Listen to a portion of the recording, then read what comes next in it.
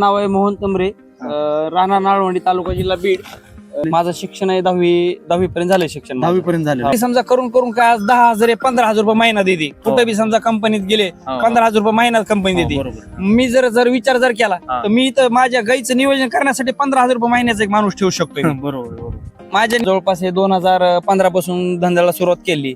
सुरुवातीला समजा आम्ही 2च गाई घेतल्या होत्या सुरुवातीला. चारा असल्यामुळे आमची फॅट 3,9, 8,3, 8,4 पर्यंत आमच्या फॅटीची दुधाची क्वालिटी आहे, गुणवत्ता आहे. आणि काय रेट आहे सध्या 3,5, 8,5 समजा 39 रुपये पर्यंत जातोय. आम्हाला 40 रुपये सरासरी पर्यंत रेट पडतोय. बरोबर. Per day collection 100 litre collection आहे आपलं. आमचं प्रॉफिट सध्या काय आहे समजा, आमच्याकडे घरचा चारा आहे. आमच्या घरचा चारा असल्यामुळे आम्ही 50% प्रॉफिटेबल आहेत. आता माझं पर डे जवळपास 3800 रुपयाच्या आसपास दिवसाची पावती तयार होते.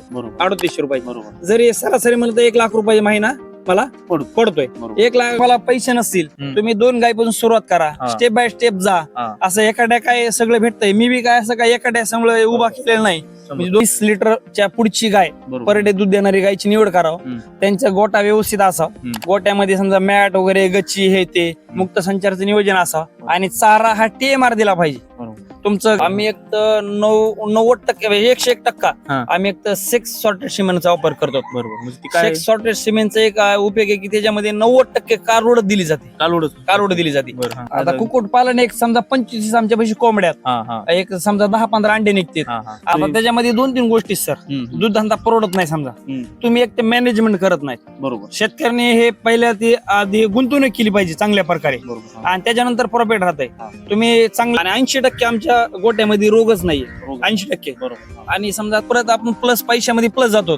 आपली घरची गाय म्हणजे 1,00,000 रुपयाची गाय तयार करतो आपण. कमीत कमी शेतकऱ्यांनी वर्षाकाठी समजा 5 गायीमध्ये त्यांनी 2 कालोडी घरच्या तयार केल्याच पाहिजेत, तर ते धंद्यामध्ये प्रॉफिटेबल आहेत. बरोबर. 100%. घरच्या दुधाचे बाय प्रोडक्ट मध्ये आपल्याकडे समजा पनीर, तूप, दही, समजा हे असे खवा, हे 4-5 आपले बाय प्रोडक्ट आपण तयार करतो आणि इथं सेल करतो. बरोबर.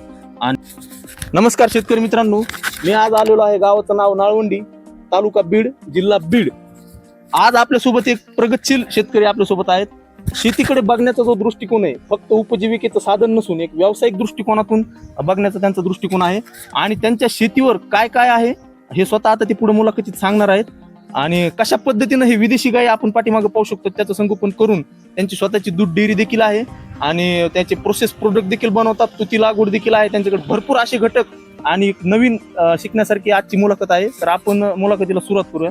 नमस्कार सर. नमस्कार. आपलं नाव सांगा. माझं नाव आहे मोहन तमरे, राहणार नाळवंडी, तालुका जिल्हा बीड. इथून बोलत आहे आम्ही. बरोबर. आता मला सांगा, तुमचं शिक्षण किती झालेलं आहे? माझं शिक्षण आहे 10वी पर्यंत झालंय शिक्षण. 10वी पर्यंत झालेलं आहे का? बरोबर. आता जे दूध व्यवसाय आहे त्याचे म्हणजे तुम्हाला कसं तुमच्या डोक्यात आलं? दूध व्यवसाय म्हणजे हा शेतीला आपल्याला जोडधंदा. शेतीत काय म्हणजे समजा पैसे काय राहत नाहीत समजा, शेतीला जोडधंद्याचं मग आपण गाईच्या समजा दूध धंद्याची निवड केली आपण. बरोबर. बरं, आता जे तुमच्याकडे टोटल जमीन किती आहे? आता जमीन आपल्याकडे एक 10 एकर जमीन आहे. कसं विभाजन म्हणजे काय काय?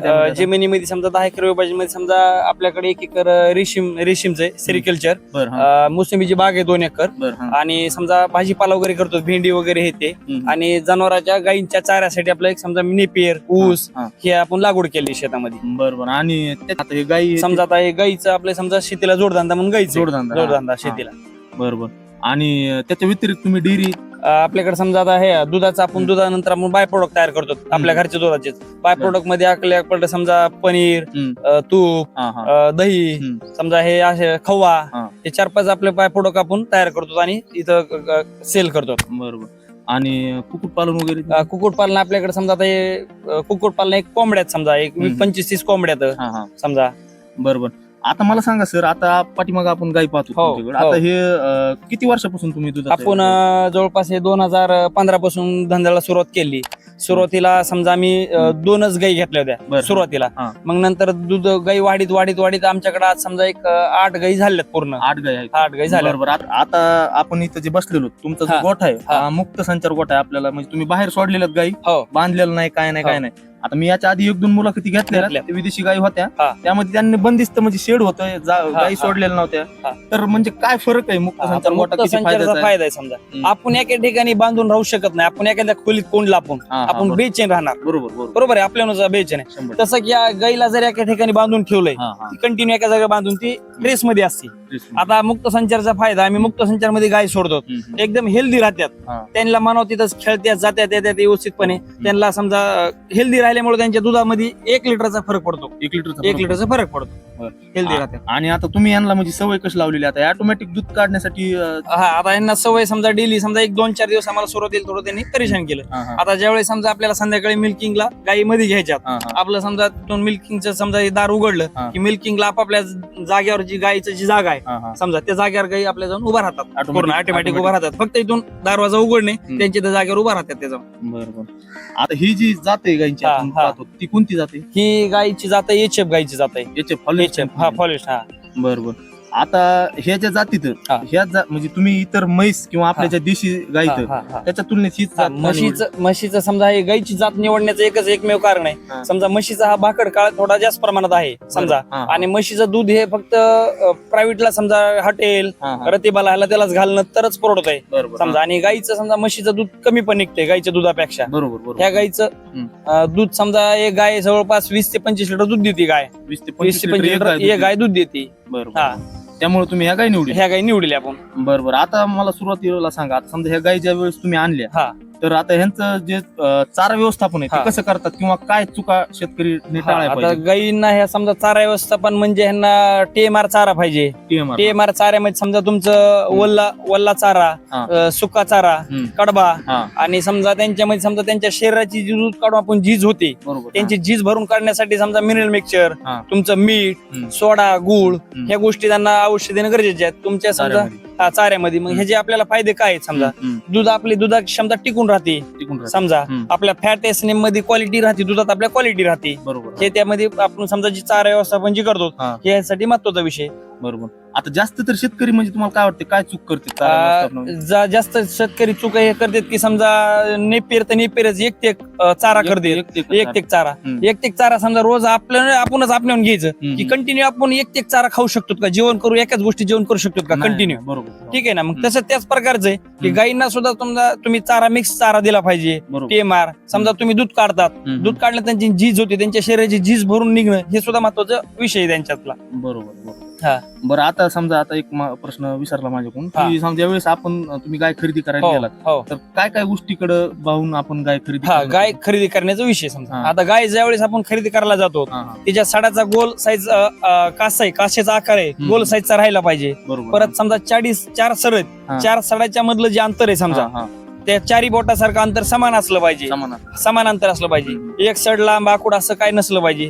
परत कासेचं समजा खालीवरपणा जे असते कासेचा, ते एक समजा बघावा, ह्या गोष्टी बघावा खरेदी करताना, ह्या गोष्टी बघावा. आणि होईन तितकं समजा गाय जी खरेदी करायची ब्रीडची थोडी खरेदी करावा, आणि गायची तब्येत बी त्या क्वालिटीची असावं की तुम्ही समजा गायची तब्येत समजा गाय बारीक आणि दुधाची अपेक्षा तुम्ही मोठी करता, ते तुम्हाला होणार नाही. गाय बी त्याच समजा क्वालिटीची पाहिजे की तुम्हाला दूध 20-25 लिटर दूध निघन, गायची तब्येत पण तशी असली पाहिजे. बरोबर. आता त्यानंतर महत्वाचं म्हणजे आता किती गाय तुमच्याकडे? आता आपल्याकडे सध्या 8 गायीत, पूर्ण 8 गायीत. बरोबर. आता 8 गायी, आणि आता किती दूध देते एक गाय समजा? आता समजा गाई समजा आता आपल्या 8 गायीत समजा पूर्ण काही दुधावर आहेत, आता काही गाभण आहेत, काही समजा भरल्यात समजा, आणि काही आता ताज्या व्हायल्यात. आता सध्या आपलं दुधाचं per day collection 100 litre collection आहे आपलं सध्या. डेअरी तर तुमची डेअरी समजा आमची डेअरीच आहे. बरोबर. किती सध्या फॅट आणि किती सध्या आपल्याला दुधाला फॅट समजा आपण जे टीएमआर चारा आहे, आमचा टीएमआर चाऱ्याचा फायदा तुम्हाला एक डबल सांगतो. सध्या आमचा टीएमआर चारा असल्यामुळे आमची फॅट आहे 3.9, 8.3, 8.4 पर्यंत आमच्या फॅटीची दुधाची क्वालिटी आहे, गुणवत्ता आहे. आणि काय रेट सध्या 3.5, 8.5 समजा 39 रुपयापर्यंत जातोय. आम्हाला 40 रुपये सरासरी पर्यंत रेट पडतोय. बरोबर. आता तुम्ही मागे एक उल्लेख केला की मिनरल मिक्सचर. आता मिनरल मिक्सचर आपण बाहेरून आहाराद्वारे देणं किती आवश्यक आहे, आणि त्याचा दुधावर कसा परिणाम होतो? मिनरल मिक्सचर समजा आपण खायला गेलो तर मिनरल मिक्सचर मध्ये त्याच्यामध्ये समजा 2-4 प्रकार आहेत. त्याच्यामध्ये प्रकार आहेत समजा खनिज आहे, समजा कॅल्शियम आहे, हम्म. मॅग्नेशियम आहे, हा. हे त्यांच्या शरीराची समजा झीज भरून करण्यासाठी त्यांच्यामध्ये आहेत समजा. हा, हा. आता सोडा हा. सोडा जे वापरला की समजा थोडंफार एसने मध्ये वाढ होती त्यांनी बरोबर फॅट मध्ये. हम्म. हे त्या औषधांना हे गोष्टी महत्वाच्या समजा. आणि आज कसं आहे, पहिले जमिनीमध्ये आपण रसायनाचं खूप प्रमाण करतो. हा, हा. पहिले रसायन नव्हतं. हम्म. हे रसायनामार्फत समजा जी जमिनीमध्ये जे खनिज समजा कॅल्शियम मॅग्नेशियम जे आपल्या शरीरात पाहिजे होतं ते चाऱ्यामधून भेटत नाही. बरोबर. की त्याच्यामुळे आपल्याला आता हे जनावरला वरतून खाऊ घालायला लागतंय बरोबर. की आपल्या त्या शेतीतून येत नाही. बरं. आता जे दूध आहे व्यवस्थित म्हणजे दुधाला म्हणजे चांगलं क्वालिटीचं दूध निघण्यासाठी काय काय प्रॅक्टिसेस म्हणजे आवश्यक वाटतात तुम्हाला? किंवा आता शेतकरी समजा काय आता क्वालिटीचं दूध निघण्यासाठी समजा दुधाची गुणवत्ता दुधाची दुधाची गुणवत्तेसाठी आपल्याला समजा गाईची समजा गरम पाण्याने थोडं खास धुणे हा. व्यवस्थित, बरोबर. त्याला शेण वगैरे हे ते लागलेलं आहे. हा. मिल्किंग मशीनचा वापर करणे हम्म. की जेणेकरून समजा आपण हाताने दूध काढतो ते पाणी वगैरे दुधात पडत नाही. बरोबर. मिल्किंग मशीन वापर केल्यानंतर दुधाची समजा गुणवत्ता म्हणजे चांगलं दूध दिसतं. चांगलं दूध शेण वगैरे पडत नाही. बरोबर. गाय पाय उचलला तरी त्याच्यामध्ये शेण वगैरे काय पडत नाही. जसं आपण बकेटा दूध काढताना समजा पाय उचलला एक शेण पडतंय तसं मिल्किंग मशीनला तसं काही होत नाहीये. बरोबर. आता जो प्रश्न आहे तो महत्वाचा आहे आता कारण जे शेतकरी हो. बऱ्यापैकी ज्यावेळेस गाय येण्याच्या जवळ असते समजा 10-12 दिवस असते हो. त्यावेळेस खरेदी करतात लाख रुपये 90,000 हो. रुपये खरेदी करतात. हो. आणि तुम्ही आता आपण पाहतो की कालवड संगोपन तुम्ही इथे केलेलं आहे. हो. म्हणजे कोणती पद्धत योग्य आणि कशी फायदेशीर आहे? आता कालवड प्रसंग आम्ही आता सुरुवातीला आम्ही फर्स्ट टाइम 2 गाई घेतल्या हा. होत्या. फर्स्ट टाइम बरोबर. आमच्या त्याच्यामध्ये गाई जिवेल्यात त्याच्यामध्ये गाईचं आम्ही कारुडी दिली आमच्या हा, गाईने. हा. कारुड दिल्यानंतर आम्ही कारुडीचं संगोपन केलं. हम्म. समजा हम्म. कमीत कमी कारुड संगोपन केल्यानंतर एक समजा 24 महिन्यामध्ये दूध काढता जन्मल्यापासून हा. एवढं समजा सांभाळण्याची त्याची कॅपॅसिटी पाहिजे. हा. पहिले 3 महिने समजा कमीत कमी एका कालवडीला हा. दिवसाचं 2 लिटर सकाळी 2 आणि संध्याकाळी 2 हा. असं 4 लिटर दूध पाजावा. 3 महिने 3 महिन्यानंतर त्याचं दूध समजा खाणं दुधाचं बंद झालं की तिला कापराष्ट्र म्हणून एक सुग्रास भेटतंय समजा. हा, हा, हा. ते सुग्रास चालू करायचं. त्याच्यामुळे समजा तिची शरीराची आहे झीज पूर्ण भरून निघते. बरोबर. आता म्हणजे तुमचं असं म्हणणं येईल की बाहेरच्या विकत न घेता आपलं घरी कालवड संगोपन केलं आता ते बाहेरून फायद्याचं. समजा बाहेरून विकत घेतली का गाय तिला आपल्या इथलं एक वातावरण सूट होत नाही लवकर. बरोबर. बरोबर आहे का? जी आपल्या गोट्यात जन्मलेली कारुड आहे ती संगोपन केलं ती निरोगी राहते. तिला कुठलाही तुमचा ताप वगैरे हे ते ह्या गोष्टीपासून ती खूप दूर जाते. त्याच्यामुळे आणि परत आपण प्लस पैशामध्ये प्लस जातो. आपली घरची गाय म्हणजे 1 लाख रुपयाची गाय तयार करतो आपण. कमीत कमी शेतकऱ्यांनी वर्षाकाठी समजा 5 गायीमध्ये त्यांनी 2 कालवडी घरच्या तयार केल्याच पाहिजेत तर ते धंद्यामध्ये प्रॉफिटेबल आहेत. बरोबर 100%. तर सर आता मला सांगा आता ह्या ज्या विदेशी गायी आहेत याच्या यांना मी आता 1-2 मुलाखतीमध्ये त्या शेतकऱ्याचा असा अनुभव आहे की जे रोगाचं प्रमाण आहे मास्टरटीज असेल ते थोडस म्हणजे इकडल्या वातावरणात सूट होत नाही किंवा जास्त रोगाचं प्रमाण आहे तर तुम्ही कसं रोग व्यवस्थापन आता समजा आमचं मुक्त संचार गोठा आहे सर. बरं. मुक्त संचार गोठा असल्यामुळे गाई हेल्दी राहतात. हेल्दी राहतात त्यांच्या मनासारखं एकदम स्वतःच्या मनासारखं जगतात. जसं की आपण जसं मनासारखं जगतो तसे ते जगतात. आणि 80% आमच्या गोट्यामध्ये रोगच नाहीये. 80%. बरोबर. आणि समजा आता लोकांकडे मस्टडीज येतो. मस्टडीजचं काय समजा त्यांची जागा समजा आपण गोट्यामध्ये एका ठिकाणी बांधून ठेवतो. ते शेणाचं जे समजा बॅक्टेरिया तिथून तयार होतात आणि गाय दूध काढल्यापासून कमीत कमी एक अर्धा ते पाऊण तास गाय बसली नाही पाहिजे. याचं सुद्धा शेतकऱ्यांनी लक्ष दिलं पाहिजे. आपण दूध काढल्यानंतर चारा द्या त्यांना, बसून देऊ नका. एक तर तुम्ही मुक्त संचारचं नियोजन करा. हे खूप त्याच्यामध्ये महत्वाच्या गोष्टी. म्हणजे तुमचं म्हणणं असं आलं की बंदिस्त ठेवण्याऐवजी मुक्त संचार तुम्ही करा. मुक्त संचार मध्ये फायद्याचा आहे. बरोबर. आता जे दूध समजा व्यवस्थापन आहे त्याच्यामध्ये तुमचं ऑन अँड ऍव्हरेज किती दूध सध्या जातंय, काय भाव पडतोय? आणि एक दूध धंदा आपण ऐकतो की बरेच शेतकरी म्हणते दूध धंदा परवडत नाही सगळं खर्चातच जातंय. त्याची काय वास्तविकता आहे? तुम्हाला किती नफा राहतो? आता त्याच्यामध्ये 2-3 गोष्टी सर. दूध धंदा परवडत नाही समजा तुम्ही एक ते मॅनेजमेंट करत नाही. बरोबर. शेतकऱ्यांनी हे पहिल्या ती आधी गुंतवणूक केली पाहिजे चांगल्या प्रकारे आणि त्याच्यानंतर प्रॉफिट राहतंय. तुम्ही चांगल्या क्वालिटीच्या गाई निवडा. महत्वाचा विषय तुम्ही 2 ते 3 गाईपासून सुरुवात करा. एखाद्या 10-15 गाई काय घेऊ नका. 2-3 गाईपासून सुरुवात करा. त्यांच्या कारोडीचं संगोपन करा चांगल्या प्रकारे. बरोबर आहे का? ह्या गोष्टीचं 2-3 गोष्टी जर अवलंबून केलं दूध धंदा परवडतो. आणि आमचं प्रॉफिट सध्या काय आहे समजा आमच्याकडे घरचा चारा आहे. आमच्या घरचा चारा असल्यामुळे आम्ही 50% प्रॉफिटेबल आहेत. आता माझं पर डे कलेक्शन आहे समजा 100 लिटर. मला समजा 40 रुपयांनी सध्या रेट पडतोय. माझं जवळपास 3800 रुपयाच्या आसपास दिवसाची पावती तयार होते. 3800 रुपये. जरी सरासरी म्हणलं तर 1 लाख रुपये महिना मला पडतोय. बरोबर. 1 लाख रुपये समजा माझा घरचा चारा झाला, हा. मी नुसता खुराक जरी धरला, हा, हा, गाईचं पशु जे आहार आहे, हा, हा. पशु आहारामध्ये आम्ही काय करतो समजा 50% समजा सुग्रास, मिनरल आपलं मक्काचा भरडा, हा, हा. आणि आमच्याकडे डाळ मिल आहे प्लस. हो. डाळ मिल मधून आमची जी चुनी वेस्टेज जी चुनी पडते, हा, हा. आम्ही चुनीचा वापर त्यात करतो. बरोबर. चुनीचा एक वापर करतो आम्ही. बरोबर. म्हणजे जर व्यवस्थापन व्यवस्थित असलं तर दूध धंदा मॅनेजमेंट सगळ्यात महत्वाचं होतं मॅनेजमेंट करा, गाईची व्यवस्था करा, त्यांना पाण्याचं समजा शुद्ध पाणी पाहिजे, त्यांना समजा तुम्ही TMR चारा द्या, आणि तुम्हाला 50% धंदा 100% तुमचा जर घरचा जर चारा असेल, जरी तुम्ही चारा घेऊन जरी धंदा केला तर तुम्हाला 30% हे तुम्हाला भेटणार आहे. आणि तुम्ही प्लस तुम्ही मालक स्वतः आहेत, तुम्हाला कुठं काय नोकरी करायची गरज नाहीये. हे महत्वाचा विषय, हे शेतकऱ्यांनी समजून घेतलं पाहिजे की आपण धंदा करता मॅनेजमेंट महत्वाचं आहे. कुठलाही धंदा केला तुम्हाला नुकसान येत नाही. जरी तुम्ही पूर्ण चारा जरी इकत जर घेऊन केला तरी तुम्हाला 30% प्रॉफिट कुठंच नाही, हे मी लिहून देतो तुम्हाला. म्हणजे चारा जरी विकत घेतला तरी तुम्हाला 30% प्रॉफिट, 100 मागे 30 रुपये 100 राहतात तुम्हाला. बरोबर. तर आता मालक म्हणून जगता तुम्ही, मालक म्हणून. बरोबर, मालक म्हणून जगता. आणि त्याच्यात प्लस म्हणजे तुमच्या गाईपासून शेण जे पडतंय, तुम्ही तुमच्या शेतीला शेण वापरू शकता. तुम्ही बायोगॅस प्लांट चालू करू शकतात. बायोगॅस मध्ये तुम्ही बायोगॅस तयार करा.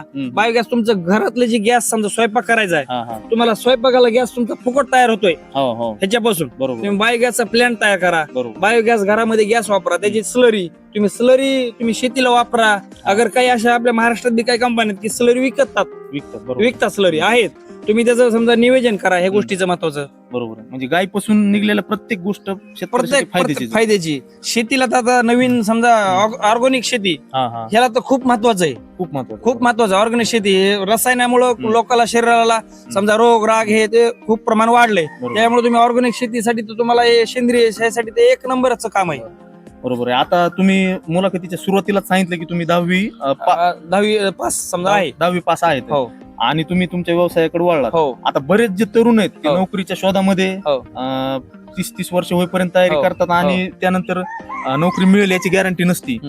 परंतु त्या तरुणांसाठी तुम्ही काय सांगाल की हे जे असं समजा तुम्ही जे गाईचा धंदा केलाय सुरू, म्हणजे नोकरीला मागे सोडतोय का? नोकरीला सोडतोय. नोकरी समजा करून काय आज 10,000 15,000 रुपये महिना देते. कुठे बी समजा कंपनीत गेले 15,000 रुपये महिना कंपनी देते. मी जर विचार जर केला तर मी तर माझ्या गाईचं नियोजन करण्यासाठी 15,000 रुपये महिन्याचा एक माणूस ठेवू शकतोय. बरोबर. माझ्या नियोजनासाठीच 15,000 महिना ठेवू शकतोय मी. मला कारण की त्यात प्रॉफिट आहे ना. माझं महिन्याचं कलेक्शन समजा पूर्ण प्रॉफिट समजा 50,000 रुपये. 50,000 मी जरी 15,000 जरी दिले तर मला 35,000 रुपये महिन्याला राहतात ना. 35,000. बरोबर आहे का? मी खुर्चीवर बसून आराम करू शकतोय. बरोबर, 100%.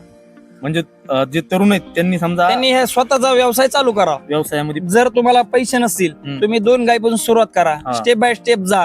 असं एखाद्या काय सगळं भेटतंय. मी बी काय असं काय एखाद्या सगळं उभा केलेलं नाही. म्हणजे 2 गायीपासून सुरुवात केली. कारवडी वगैरे. आता आमच्या गाई समजा मी पहिले फर्स्ट टाइम खरेदी केली ती 1.5 लाख रुपयाची 2 गाई खरेदी केल्या गाई. आता आम्ही कारवडी घरच्या तयार करून मी 2 गायीची विक्री केली 1.5 लाख रुपयाची. बरोबर. प्लस माझ्या गाई 8 गाई आमच्या तयार आहेत. आणि आता सर, आता तुम्ही सांगितलं की ह्या ज्या HF गायीत त्यांचं कालवड झालं, तुम्ही कालवड व्यवस्थापन करून पुढे ते गाय बनवतात. परंतु जर इन केस जर समजा काही ठिकाणी खोंड म्हणतात किंवा गोरा खोंड असं जर झालं तर त्याचं काय करतात? हे प्रश्न खूप महत्वाचा आहे. आम्ही एक तर 90% 101% आम्ही एक तर सेक्स सॉर्टेड सिमेंटचा वापर करतो. बरोबर. सेक्स सॉर्टेड सिमेंटचा एक उपयोग आहे की त्याच्यामध्ये 90% कालवड दिली जाते. कालवड दिली जाते. आणि एक तर एक चांगल्या बुलचा असते, चांगल्या बुलचा. आणि एक जर समजा बॅड लक जर गोरा झालाच, समजा खोंड झालाच, आम्ही काय करतो, जे ब्रीडिंग करणारे असतात ब्रीडिंगवर समजा कुणी खोंड सांभाळतात डायरेक्ट ब्रीडिंग साठी, आम्ही त्यांना ते देऊन टाकतो. ते जे गोरा झाला ब्रीडिंगला ब्रीडिंग देऊन टाकतो. कारण की त्याची आईनी समजा कमीत कमी 30-40 लिटर समजा असं 30+ गाईचं समजा जे आहे ते आम्ही ते ब्रीडिंग साठी आम्ही देऊन टाकतो. बरोबर. म्हणजे तुमचं असं म्हणणं आहे की सेक्स सॉर्टेड सिमेंट जी टेक्निक आहे त्याद्वारे 90% कालवडीच तयार होतात. त्याच्यामध्ये गोहा खोंड आणि हे होण्याचे काही 10% चान्सेस आहेत. बरोबर. झाला तर ते ब्रीडिंग साठी आम्ही देतो. आता मग तुम्ही उल्लेख केला की तुमच्याकडे कुक्कुट पालन देखील आहे. हो. त्याचा कसा म्हणजे आता कुक्कुट पालन एक समजा 25 आमच्या पैसे कोंबड्यात एक समजा 10-15 अंडे निघते. 10 अंडे गावरांचं अंड म्हणलं 10 रुपयाला एक अंडा निघते. सरासरी जरी धरली तर 10 रुपयाला अंडा येते. तर 10 अंड्याचे किती झाले आपले रोजचे 10 एक 100 रुपये 100 रुपये रोजचे तयार व्हायला त्यांच्या मागे काय आपल्याला हिंडायचं नाही. परत मजवी मुक्त संचारमध्ये समजा गोचीड वगैरे हे ते जास्त आहेत गाईवरले ते त्याच्यात खाऊन निघतात. त्यांना काय मला खाद्य टाकायची आवश्यकता पडत नाही. ऑटोमॅटिक ते गोचिड बिचिड आपल्या समजा गाईचं बी निरा समजा गोचिड वगैरे त्यांच्यावर जात नाहीत. त्या कोंबड्या खात्यात त्यांना मला खाद्य टाकायची गरज नाही. बरोबर. आणि आता तुमचा जे डेअरी बी तुमची स्वतःची जे आता आपण थोड्या वेळात तिकडे डेअरीला बी भेट देणार आहोत. तर आता जे शेतकरी त्यांना सुरुवातीला समजा हे असं विदेशी गाईचा दुधाचा व्यवसाय सुरू करायचा आहे, एक शेवटचं 1-2 मिनिटात सांगा की त्यांनी काय चुका टाळायला पाहिजेत तुमच्या अनुभवातून.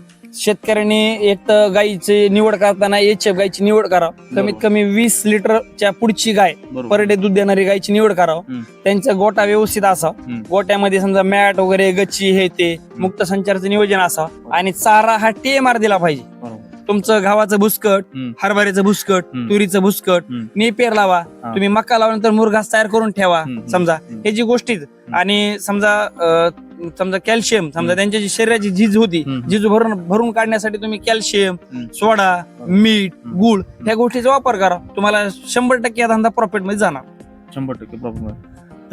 तर मित्रांनो, आता आपण तिकडे पाहिलं की कशा पद्धतीने ते दूध व्यवसाय करतात. आता हे जे आपण आलेलो ते त्यांचं स्वतःच मिल्क प्रोडक्शन युनिट आहे. आणि ते जे मिल्क पासून दुधापासून जे बाय प्रोडक्ट बनतात ते स्वतः बनवतात. तर सर, या milk production unit by product बद्दल काय काय बनवतात, कशा पद्धतीने चालते थोडक्यात माहिती. हा का आमचं पर डे दुधाचं कलेक्शन आहे. इथं आम्ही दूध काढल्यानंतर ह्या बेन्सीत आणून टाकतो. दूध चिल्ड होण्यासाठी दूध गार करून ठेवल्यानंतर ज्यावेळेस आपल्याला समजा प्रोडक्शन तयार करायचंय, प्रोडक्शन तयार करताना आम्ही समजा प्रोडक्शन मध्ये समजा खवा, पनीर, समजा दही लावण्यासाठी प्रोडक्शन आम्ही इथं तयार करतो. समजा आपण पनीरसाठी समजा आम्ही जी मलाई काढतो, समजा 0 फॅटचं पनीर, मलाई पनीर म्हणजे 2 प्रकार आहेत, मलाई आणि आम्ही जी समजा क्रीम विकतो पुन्हा तूप तयार करतो. हे बघू शकता आम्ही आमच्याकडे तूप आहे सध्या अवेलेबल. तूप सध्या आहे, गाईचं तूप आहे. हे स्वतः आमच्या प्रोडक्शन मधलं तूप आहे आमच्या गाईचं तूप आहे. आणि हे युनिट आहे आमचं, हे युनिट आहे इकडे समोर. ह्या युनिट मध्ये समजा आपण दूध गरम करू शकतो. आणि गरम करण्यासाठी समजा आम्ही ज्याकडे बाहेर बॉयलर लावलेला आहे, बॉयलर मध्ये हे सगळं स्टीमद्वारे चालतंय. वाफेवर आहे असं सर्व इथं काही हे नाही, वाफेवर चालतंय सगळं. वाफेवर चालतंय. आणि बाय प्रोडक्ट मध्ये काय काय आता समजा तूप आहे, क्रीम समजा लोणी आहे, खवा भेटतोय, पनीर भेटतं, मलाई पनीर, साधं पनीर, दही, समजा या बऱ्याचशा गोष्टी आमच्याकडे अवेलेबल आहेत. स्वतः तयार करतो आणि स्वतः सेल करतो. त्यामुळे समजा डायरेक्ट आम्ही सेल समजा कस्टमर साठी करतो. डायरेक्ट कस्टमर टू आमचं सेल. धन्यवाद सर तुमचे खूप खूप. तर शेतकरी मित्रांनो, आपण आता पूर्ण मुलाखतीमध्ये ऐकलं की व्यवस्थित जर मॅनेजमेंट केलं आणि असं विदेशी गाई एक 20-25 लिटर देणाऱ्या जर गाई सांभाळल्या, दूध धंदा आपण जे सारखं इतरांना सांगत राहतो की परवडत नाही, सगळं खर्चाच जाते. तर स्वतः एक तरुण शेतकरी त्यांनी पूर्ण अनुभवातून सांगितले की अशा पद्धतीने जर आपण दुधाचा व्यवसाय केला तर 100% आपल्याला परवडतो. सर, अतिशय योग्य आणि जी ऍक्च्युअल खरी माहिती ती तुम्ही शेतकऱ्यांपर्यंत पोहोचवली. नक्की त्याचा सर्वांना फायदा होईल. तुम्ही तुमचा वेळ काढून वेळ दिला त्याबद्दल तुमचे पुनश्च एकदा आभार मानतो. धन्यवाद.